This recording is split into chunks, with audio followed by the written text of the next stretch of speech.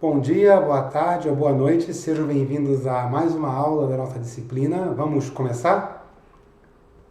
Então, na aula de hoje a gente vai falar sobre o modelo hardcore via Metropolis Hastings, depois eu vou falar de uma técnica chamada de Gibbs Sampling, ou Gibbs Sampler, depois a gente vai ver um exemplo simples dessa técnica, depois vamos voltar a esse modelo chamado hardcore e resolver ele com Gibbs Sampling, depois eu vou falar de que colorações via Gibbs Sampling e terminar a aula falando sobre o tempo de mistura para esse problema.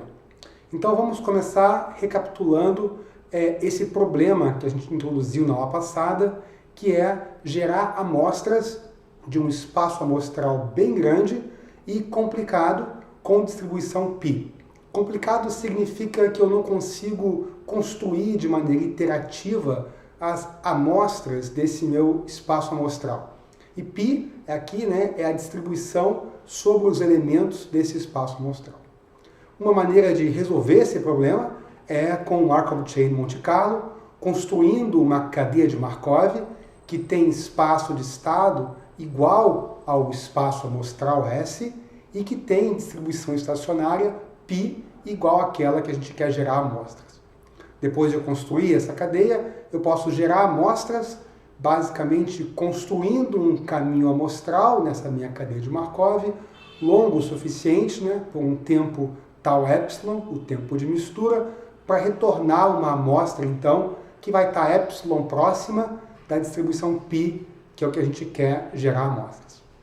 Bom, um segundo problema é computar o valor esperado de alguma função de x, onde x aqui é um elemento do espaço amostral, sobre a distribuição π.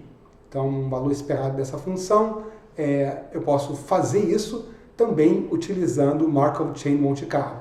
Então, essa técnica também serve para resolver esse problema, porque eu posso construir um estimador para esse valor esperado, utilizando um caminho amostral, e a gente vai ver isso já já num exemplo. Muito bom, então vamos começar a falar desse modelo de hardcore, que é um modelo para colorir cada vértice de um grafo com preto ou branco, e nós temos uma restrição, que é que um vértice preto tem que possuir todos os seus vizinhos em branco. Esse modelo de hardcore, ele também é conhecido como conjunto independente em teoria dos grafos. Então, seja S o conjunto de todas as configurações sem nenhuma restrição. Então, S aqui, vai ser cada vértice do grafo, ou branco ou preto. Se o meu grafo tiver n vértices, o tamanho desse conjunto, S, vai ser 2 elevado a n. Repare que eu estou interessado apenas num subconjunto desse espaço de configurações válidas. Eu vou chamar esse subconjunto de S'. E uma configuração é válida, se todo vértice em preto tiver seus vizinhos em branco. Então aí na figura nós temos uma configuração válida com 15 vértices pretos. Bom, o problema que a gente vai querer resolver é esse daqui. Qual é o número médio de vértices em preto de uma configuração válida? Então esse é meu exemplo aqui do lado, nós temos 15 vértices em preto.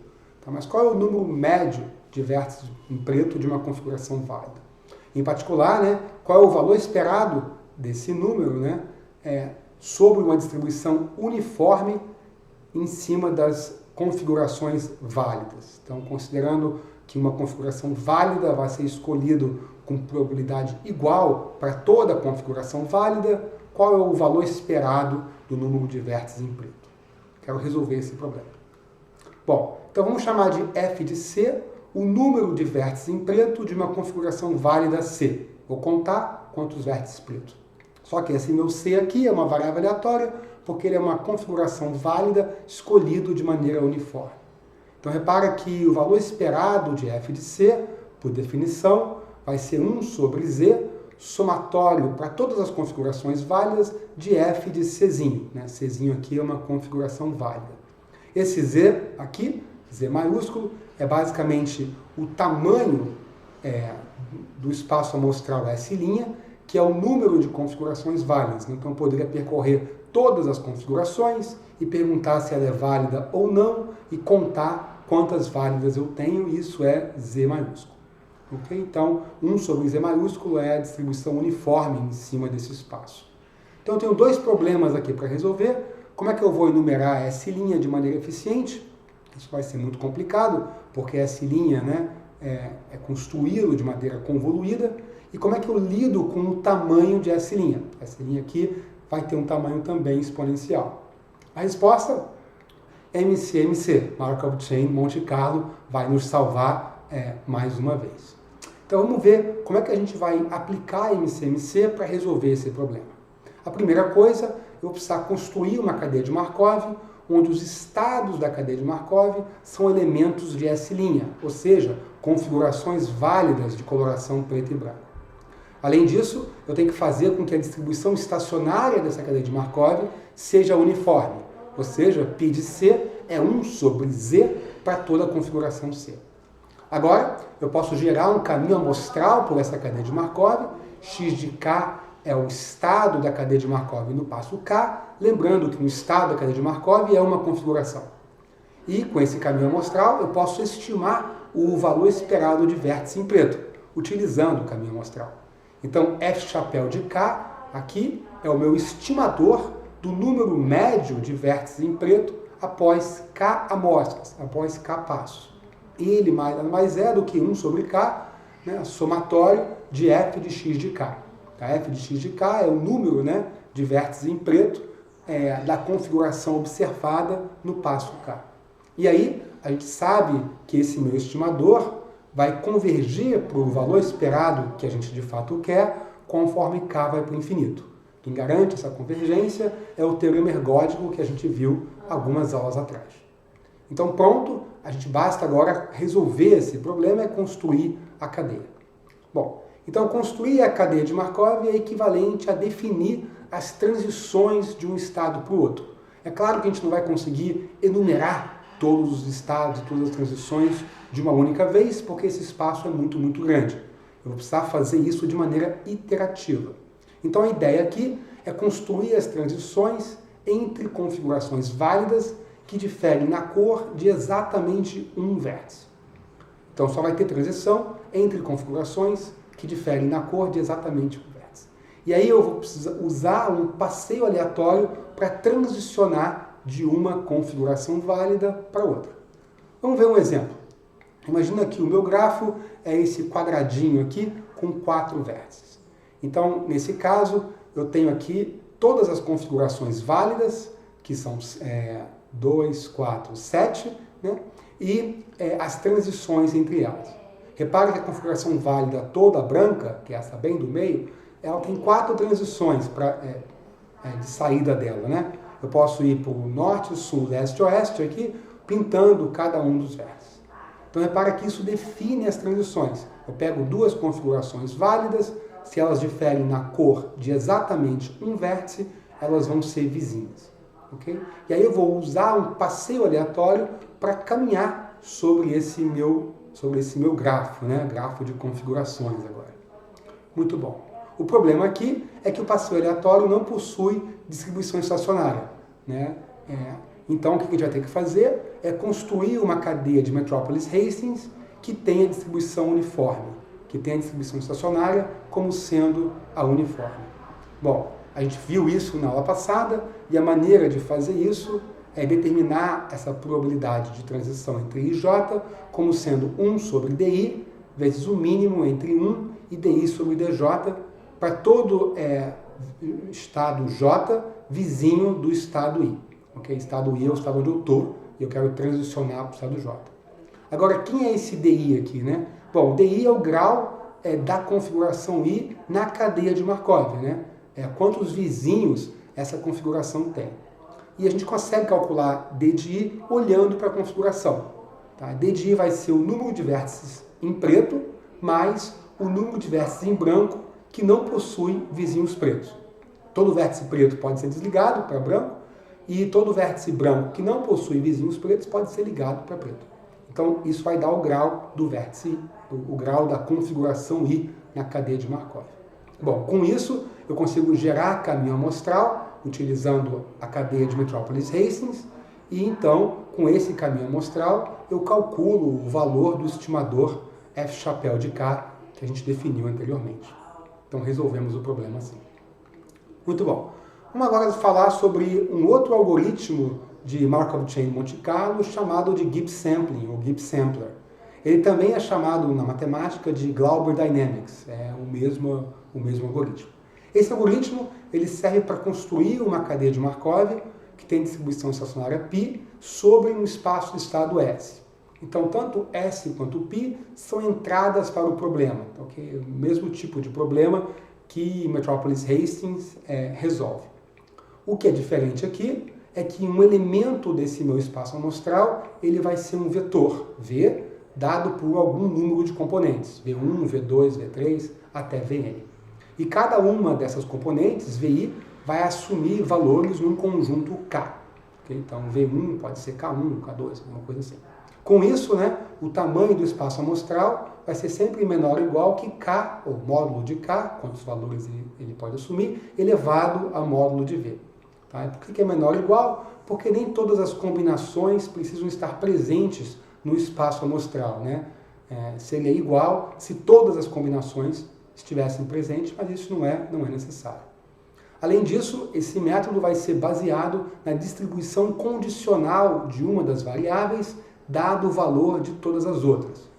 A probabilidade de VK ser igual a K, dado V1 igual a 1, V2 igual a 2, até Vn igual a N. Então essa é a probabilidade condicional, repara, da variável K, né, assumir um certo valor, dado os valores de todas as outras variáveis. Essa probabilidade condicional ela precisa ser conhecida a priori ou construída a partir do π para a gente poder usar esse método. Muito bom. Então, a cadeia de Markov vai ser construída considerando todos os possíveis valores para uma variável, dado o valor atual de todas as outras. Então, a probabilidade de transição é proporcional a essa probabilidade condicional. Em particular, ela vai ser igual à probabilidade condicional dividida pelo número de variáveis, que no meu exemplo aqui é n, né? Então vamos ver um exemplo, talvez para ajudar a entender essas transições dessa cadeia de Markov que a gente vai construir. Então, um exemplo com n igual a 3 e k igual a 3. Então eu tenho 3 variáveis e cada uma delas pode assumir 3 valores, 1, 2 e 3.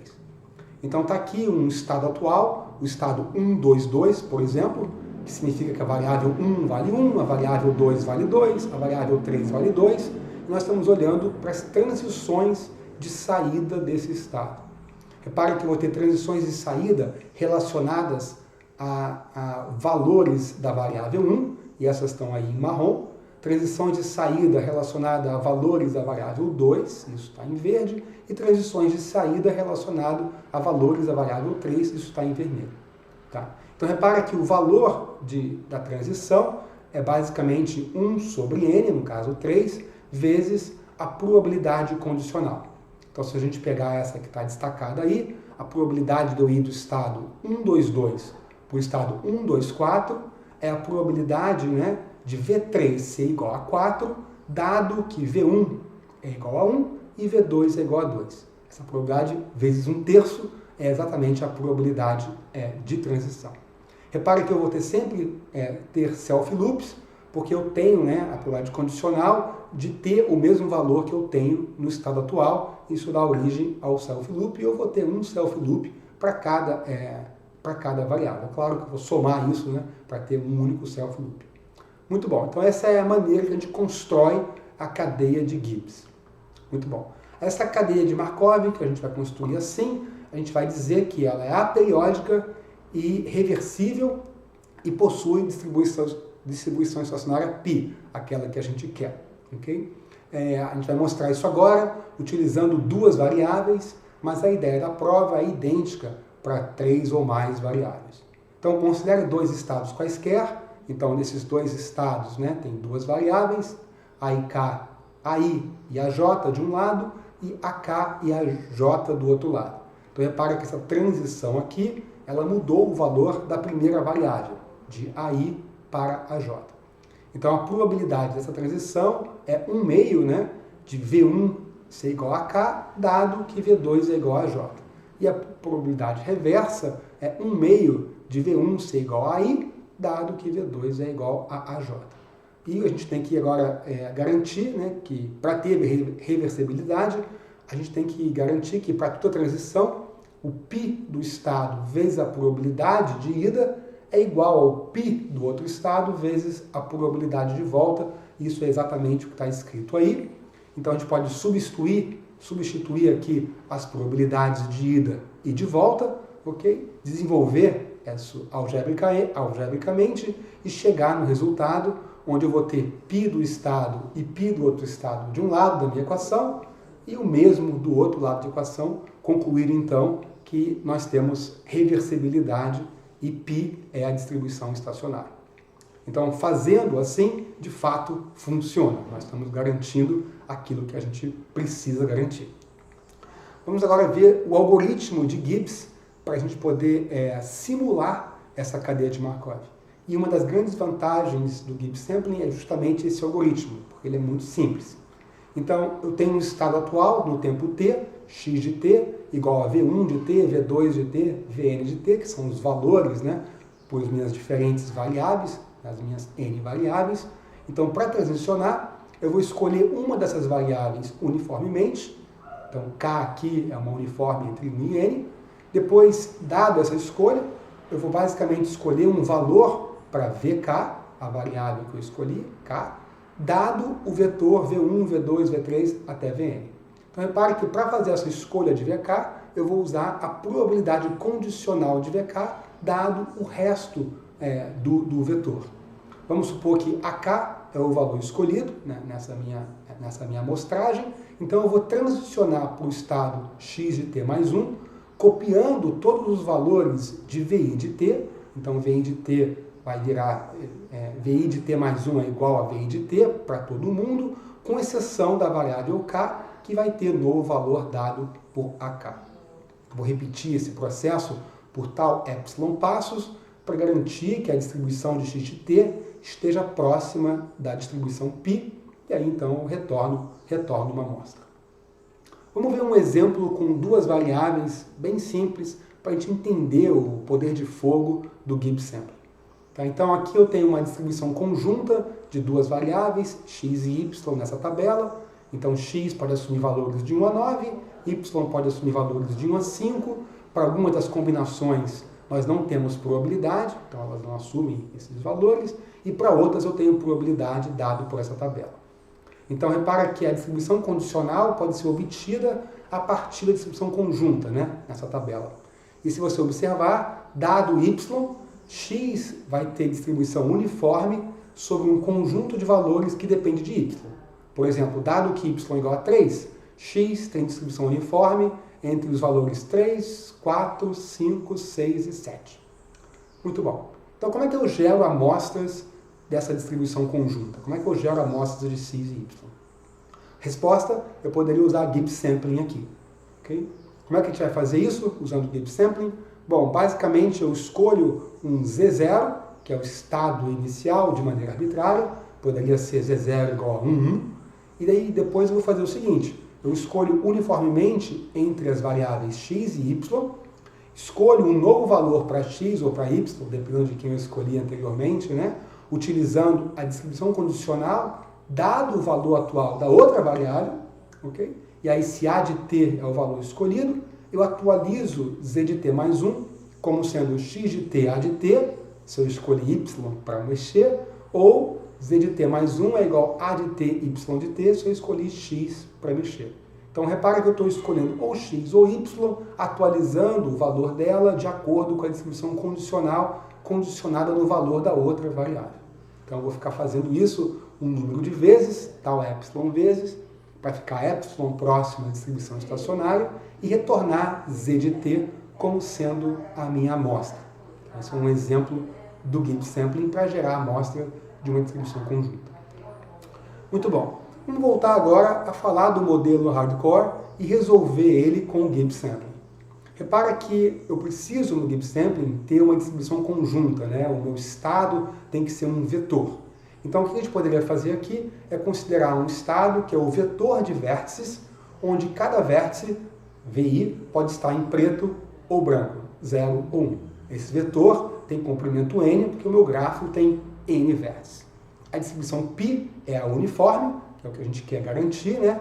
E aí, então eu preciso computar a probabilidade condicional do vértice I. Só que aí a gente pode pensar o seguinte, dado a cor de todos os outros vértices, né, que é o que a gente precisa para calcular a probabilidade condicional do vértice I, a gente vai ter apenas um ou dois estados restantes para o vértice I. E esses dois estados, ou um ou dois estados restantes, vão ter probabilidade uniforme, porque a distribuição π é uniforme. Em particular, se o vértice I não possui vizinhos em preto, ele pode ser branco ou preto, e cada uma dessas probabilidades vai ser igual a meio. Então a probabilidade de VI ser igual a preto, 1, dado todo mundo, é meio, e a probabilidade de VI ser igual a 0, dado a cor de todo mundo, também é meio, se ele não possuir vizinhos em preto. Se ele possuir vizinhos em preto, então ele só pode ser branco, ele não pode ser preto, porque isso estaria violando, né, a nossa restrição. Então a probabilidade de VI ser igual a 0, dado a cor de todo mundo, vai ser igual a 1, se ele possuir vizinhos em preto. E com isso, então, nós escrevemos as distribuições condicionais que são necessárias para você executar o algoritmo de Gibbs. Então vamos ver o algoritmo agora. Eu escolho uma configuração válida qualquer, escolho um vértice do grafo I ao acaso uniformemente entre os meus N vértices. Se o vértice I não tem nenhum vizinho em preto, então o que eu vou fazer? Eu vou tornar o vértice I branco com probabilidade de meio ou tornar ele preto com probabilidade de meio. Então isso vai atualizar o estado e eu tenho que considerar self-loops aqui. Okay? É claro que se ele tiver um vizinho em preto, ele não vai poder mudar de cor, vai continuar branco. Né? E então eu atualizo o estado, vou para o passo T mais 1, ela no mesmo lugar. Isso é um self-loop. Então, eu repito esse processo por K passos para gerar um caminho amostral pela minha cadeia de Markov. Repara que esse método ele é mais simples e mais eficiente que o Metropolis Racing, porque, por exemplo, a gente não precisa do número de vértices em preto, que é o grau, né, de uma configuração, para poder transicionar. Tá? Então, eu estou fazendo aqui um algoritmo bem mais simples do que o anterior para gerar um caminho amostral. Muito bom. Quero falar agora de um outro problema, que é o problema de coloração em grafos. O problema de coloração em grafos é colorir vértices de um grafo, tal que vértices adjacentes tenham cores distintas. E uma Q-coloração é uma coloração que usa exatamente Q-cores. Tá? Em geral, um grafo ele vai ter muitas Q-colorações diferentes. Vamos ver um exemplo aqui de 3 colorações nesse meu grafo com 6 vértices. Então está aí o grafo com 6 vértices, eu estou interessado em colorir ele com 3 cores, de maneira que a coloração, obviamente, seja uma coloração válida, ou seja, vértices adjacentes, vértices que estão conectados por uma aresta, não podem ter a mesma cor. Então aqui o meu amarelo poderia ser a cor 1, azul cor 2 e laranja cor 3, e eu tenho aqui 3 colorações distintas desse meu grafo com meia dúzia de vértices. É claro que tem muito mais do que 3 colorações desse grafo, fica o dever de casa aí você escrever mais umas 2 ou 3 colorações desse grafo aqui. Muito bom. O nosso problema vai ser gerar uma Q-coloração uniformemente para um grafo qualquer. Então, de todas as Q-colorações possíveis que um grafo pode assumir, eu quero gerar uma amostra, né, uniforme de uma Q-coloração. E isso é importante porque esse problema de gerar Q-colorações tem uma conexão com um problema de coloração mínima em grafos, que é um problema NP completo, né? Um problema daqueles que vale $1 milhão, porque a gente não sabe, a gente não tem nenhum algoritmo polinomial para resolver esse problema de coloração mínima. Muito bom. Então vamos ver como é que a gente pode resolver esse problema utilizando um Gibbs Sampler. Então eu vou chamar de V aqui o vetor de vértices do grafo e K o conjunto de cores. Então as cores vão ser de 1 até Q. Então esse meu vetor V, ele vai ter uma componente para cada vértice do grafo, V1, V2 até Vn, e cada componente dessa mapeia a cor do vértice. Bom, então vamos falar sobre o nosso primeiro lema, que é o seguinte: dado uma coloração válida, a distribuição condicional das cores que um determinado vértice pode assumir é uniforme nas possíveis cores. Okay? Então, a gente quer que a distribuição estacionária seja uniforme, que a distribuição sobre o espaço seja uniforme. Então, dado isso, a gente tem esse lema, que diz o seguinte: a probabilidade de VI ser igual a C, a probabilidade da cor do vértice I ser igual a C, dado as cores de todos os outros vértices, vai ser 1 sobre a cardinalidade desse conjunto, que é o conjunto de cores que o vértice I pode assumir, dado as cores de todos os outros vértices. Repara que esse conjunto aqui, ele sempre vai ser menor ou igual a Q, se o grafo for conexo, porque ele vai ter pelo menos um vizinho com alguma cor, então ele não pode assumir aquela cor. Tá? Então esse conjunto é o conjunto de cores que I pode assumir, dado as cores dos outros vértices. Então a probabilidade dele assumir essa cor vai ser 1 sobre o tamanho desse conjunto. Muito bom.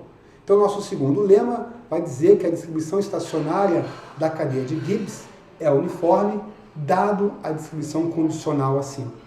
Então, se eu construir as probabilidades de transição dado essa distribuição condicional, então a minha cadeia de Markov tem como distribuição estacionária a distribuição uniforme.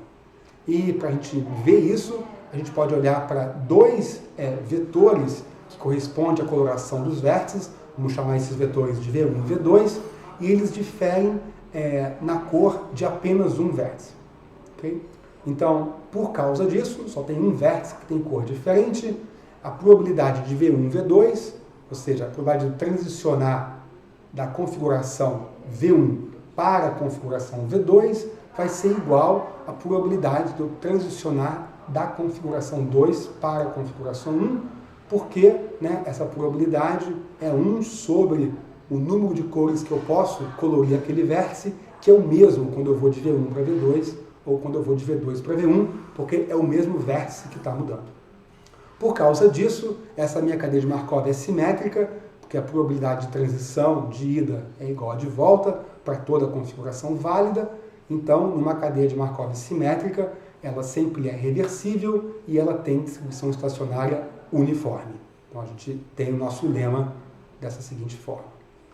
Muito bom. Agora vamos ver o algoritmo de Gibbs para esse problema da coloração. Eu começo com um estado x de t aqui, uma coloração válida no tempo t, que poderia ser o tempo inicial, o tempo zero, e aí eu escolho um vértice uniforme, ok? E aí dos meus vértices do grafo, e aí eu escolho uma nova cor para ele, uniformemente entre as cores válidas para ele em x de t. Repara que o vértice V em x de t vai ter vizinhos com certas cores, ele vai ter pelo menos uma cor válida para ele, ok? Eu vou escolher uniformemente entre as cores válidas, e isso vai ser a nova cor para ele. Os outros vértices eu não modifico de cor, então x de t mais 1 de w vai ser igual a x de t de w para todo o outro vértice w. Okay? E aí eu transiciono para o tempo t mais 1, gerando então um caminho amostral. Eu faço isso por um tempo tau epsilon e retorno a minha amostra em x de tau epsilon para estar epsilon próximo da distribuição estacionária, que é a uniforme aqui. Então eu gero uma amostra dessa maneira. Muito bom.